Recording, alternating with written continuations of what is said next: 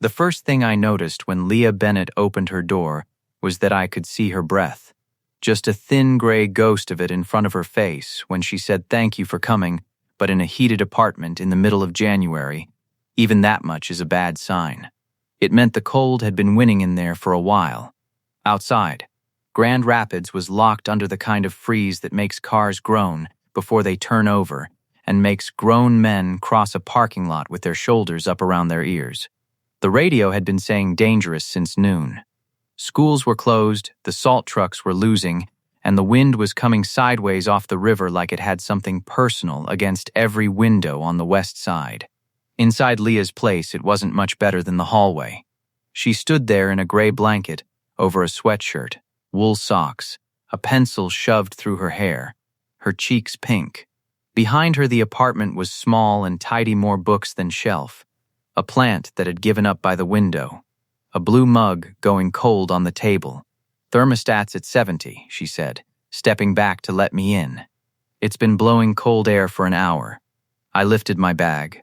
I'll have a look. You want coffee? I think the kitchen's about 3 degrees warmer than the living room. Very exclusive. I'm all right, thanks. I'd learned a long time ago not to encourage warmth in a room I didn't plan to stay in. The furnace was in a closet off the hall. I had the panel off in under a minute. The inducer kicked on fine, but when the igniter cycled, it clicked and glowed a weak, sullen orange and never got hot enough, and the gas valve opened, waited, gave up. Bad igniter. They go brittle and quit, usually on the coldest night of the year, because that's when they've been working hardest.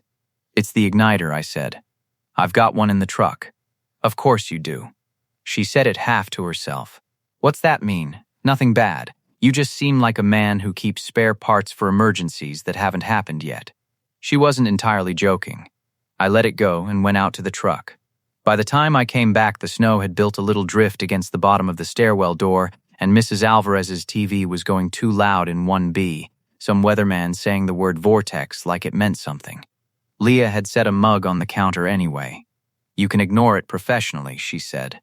I swapped the igniter without answering. The new one caught on the second cycle, the burners rolled over blue and even, and a few seconds later warm air started pushing out of the vent by the kitchen floor. Leah closed her eyes for a second, like somebody had set a hand on the back of her neck. There it is, I said. I put the furnace back together, checked the thermostat, boxed the old part. 20-some minutes, start to finish. I had my coat half on and my bag zipped when she asked me the thing I wasn't ready for.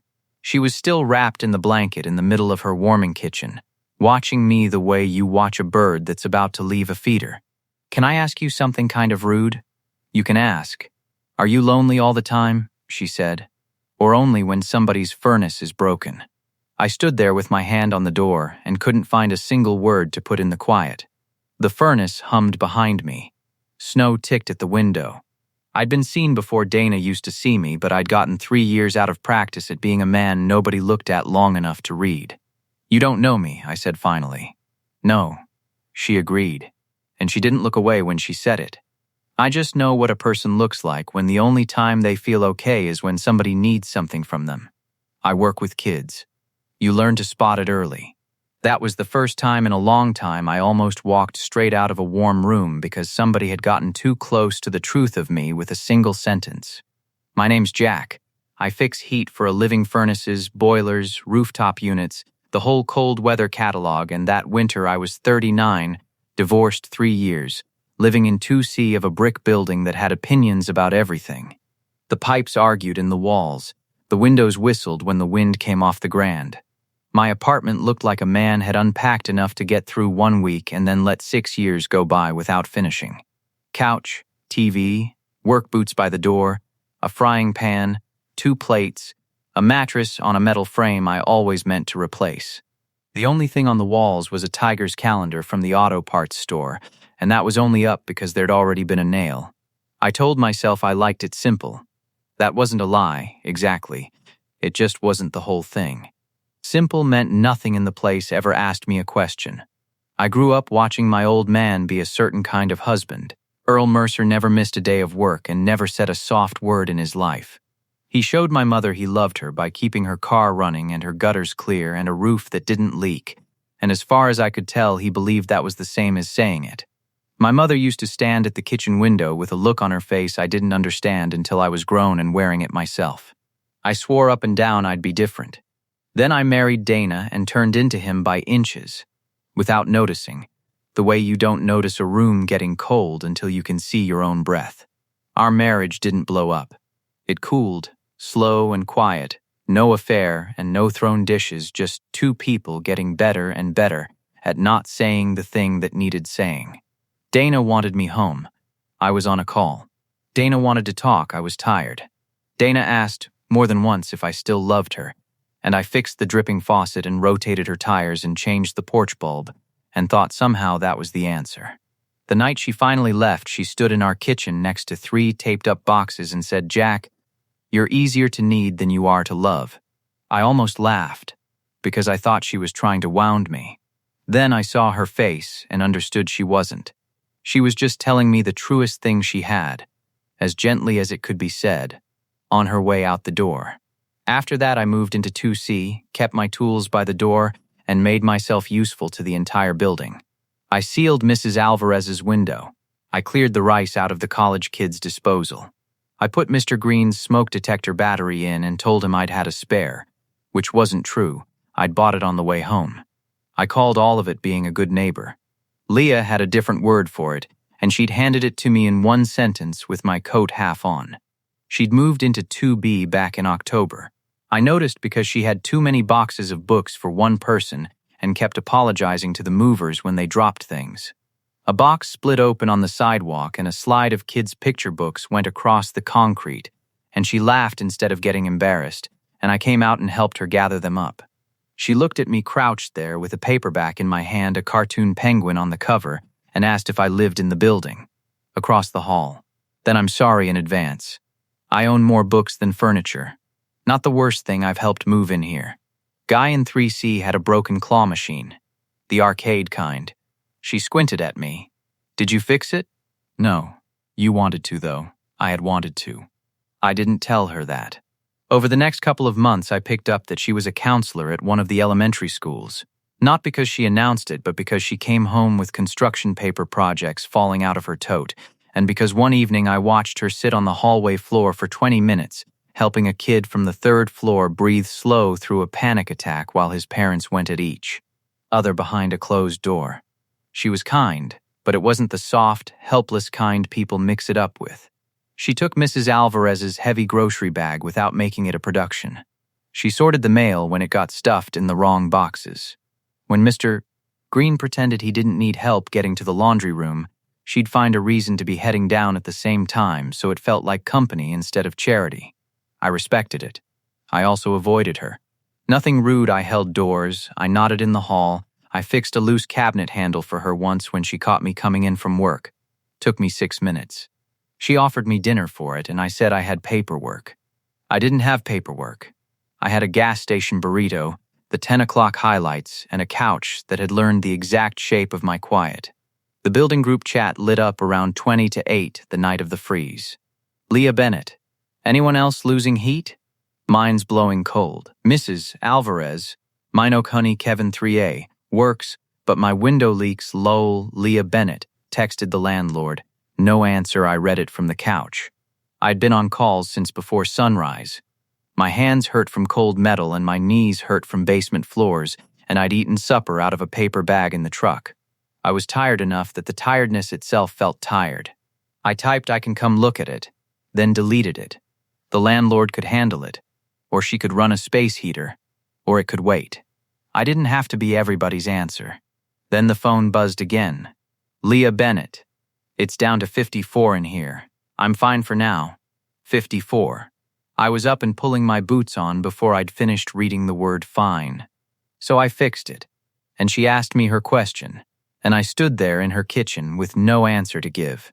I told her I'd send the invoice tomorrow. I had the door open and the cold of the hallway on my face when the building groaned and a fistful of sleet hit the window and the stairwell light flickered hard, twice, before it caught. Leah came over and pulled the curtain back. Out in the lot, my truck was already a white lump with the tires drifted under, and the plow hadn't come, and the street past the building was just a gray blur with no edges. My phone went off in my pocket. Dispatch, roads closing west of Division. Non-emergency calls held till morning. Stay put if it's safe. What is it? She asked, reading my face. Roads are bad. Then stay till they're not. I'm not going to camp on your couch. I didn't offer the couch. I offered the kitchen table and coffee you keep insulting.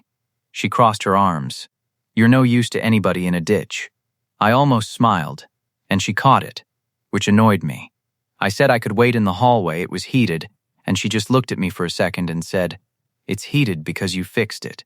Sit down, Jack. I couldn't think of a reason that didn't sound stupid out loud, so I took off my coat, kept my boots on, set my bag by the door like a man ready to bolt, and I sat. And she put the lukewarm coffee in front of me, and this time I drank it. For a while, we kept to safe ground. The furnace, the building, the weather. She told me about a boy at her school who wore the same dinosaur hoodie every single day because he said it gave him bravery powers. I told her about a customer who'd tried to thaw a frozen drain line with a hairdryer run off an extension cord he'd buried under the snow. She winced. That sounds like the kind of thing a man says right before the fire department shows up, she said. And I laughed. An actual one. And it felt strange on my face, like a muscle I hadn't used in a while. Around 11, the power dipped. The lamp blinked, the furnace caught its breath and restarted, and Leah looked at the ceiling like she could scare the wiring straight. I asked if she was okay. She said she wasn't scared of the dark, and I said I hadn't asked if she was scared. And she went quiet in a way I recognized the quiet of somebody who'd trained the word fine to keep people from asking twice. My ex hated winter, she said. Finally, to the coffee instead of to me. That's how grown people open a door sideways with no promise they'll hold it open long. Couldn't stand it. But he loved telling everybody he could handle anything. Storms, outages, a flat tire, a flooded basement. He was very brave in public. At home he just sort of disappeared. He'd be right there. In the chair, in the bed, answering his emails. But if I needed something that couldn't be solved by buying it or calling somebody, he was gone. She turned the mug a half turn. I used to think being lonely meant nobody was there. Then I spent 2 years lonely sitting right next to somebody. That landed closer to home than I wanted it to. That why you left? I asked. That's the polite version. A small, humorless laugh. I asked him one night if he still wanted to marry me, and he said, I already bought the ring, didn't I? She shrugged. Romantic, that's a bad answer. It was an honest one. Not the way he meant it. But still, she looked at me then. What about you? You've got the groove but no ring. My hand closed without my say-so. I hated that she'd clocked it. Divorced, 3 years. You want to talk about it? No. She nodded, and this is the part that got me. She didn't push. Most people push. The not pushing left a space, and after a minute I walked right into it on my own. Dana said I was easier to need than to love. I'd never said it out loud to another person. Leah didn't flinch or reach for some soft thing to lay over it. She just let it sit there. I thought she was being cruel when she said it. I went on. Now I think she was just tired of translating me. Translating you. I figured work was the same as love. Fixing things. Keeping the bills paid. The car running. The gutters clear. I thought if I kept the whole house running, that counted as being there. I rubbed at a knuckle. She used to ask me to just sit with her after supper. That's all. Sit. And I'd say I had invoices. Or a part to check in the truck. There was always something. I can get up on a roof in February, but I couldn't sit on a couch with a woman who wanted me there. I shook my head. Sounds idiotic when you say it out loud. It doesn't, Leah said quietly. Being wanted can be scarier than being needed. Needed, you know the job. Wanted, you have to actually be in the room. I looked at her, and she looked back, and I understood she wasn't guessing. She knew the shape of it from the inside. That why you asked me? I said. If I was lonely? I asked because when the furnace kicked on, you looked relieved for about half a second. And then you looked like the room had turned dangerous and you needed to get out of it. She set the mug down. I wasn't trying to corner you. I just recognized it. The wind hit the glass hard enough to rattle it. I glanced at my bag by the door, the old reflex, and she saw me do it. "Do you want to leave that badly?" she asked, and the true answer should have been yes. What came out instead was, "I don't know what I'm supposed to do when there's nothing to fix." She didn't tell me it was all right. She said, "Maybe nothing needs fixing tonight." And I said that was exactly the part I didn't know how to handle, and then neither of us said anything for a good while. Because some things need room after you set them down. She put a blanket on the arm of the couch around midnight by the light over the stove. "Notes for a kid," she said, when I asked a boy with a hard Monday coming, a father who'd left, a mother working 2 jobs, a kid who'd figured out that school was the only place he was allowed to fall apart. So he did it there and called it a stomachache. "You carry them home with you," I said. "Occupational hazard." She closed the notebook. "Sound familiar?" I didn't answer that, because it did. I got up and stood by the vent where the floor was warm, and she pushed a second mug at me, tea this time, and I took it without the speech about being fine. That felt like handing over something I'd been holding too long. She didn't make it worse by pointing it out. The plow finally came scraping through around 6:30, the whole lot getting dragged back into order, and I stood at the window and watched my truck come up out of the snow in pieces. Leah had dozed off in the armchair with the blanket up to her chin. When I reached for my boots, she stirred. "You're going," she said. "Not a question. Roads are clear." Okay. That was all. No request, no disappointment dressed up as guilt. Just okay, which somehow made it harder than if she'd asked me to stay. I got both boots on and stood there and heard myself say, "I'll send the invoice." The second it was out of my mouth, I hated it. Leah looked at me, and there wasn't any accusation in it, just a small, tired understanding, like she'd watched a man take the easy exit and couldn't even blame him for knowing where it was. "Sure," she said. At the door, I stopped. "Leah, thanks for the coffee. You ignored the first one." I came around. "Eventually," she said, and that almost turned me back around right there, so I left before it could. For 3 days, I didn't send the invoice.